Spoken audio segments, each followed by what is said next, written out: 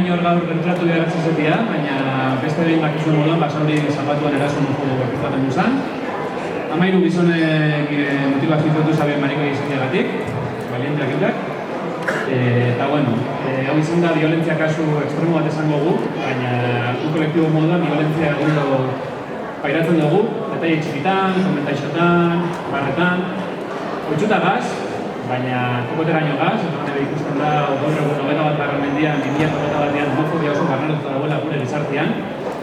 Esaten moduan, violentzia asko pairatzen dugu, mota desberdinetakoak, herri honetatik jende asko bota dugu, euren sexualea bizitzeko aukerarik ez dutelako emun, bullying kasuak oso dikoa die, urtero nerabe asko bere buruz beste itxanda zerta gure guztien bizitzen.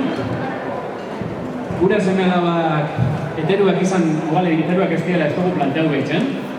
Hori da violentzia da, etxean jasotu duguna, baita ez bada Eta bueno, gaur hori dana salatzeko elkartu gare, eskerrik asko berriz. Eta bueno, eskarrazkak.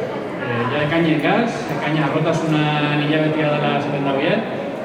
Ospakizun moden hartzen dugu, baina guretzako aldarrikapen eta burukarako hilabete eta eguna da ekainen 28. Horten hartzen taldetxo bat bagabitz zauzei naixen, da osatxoak egongo die. Orduan, adi egon eta eskertuko da zuen presentzia.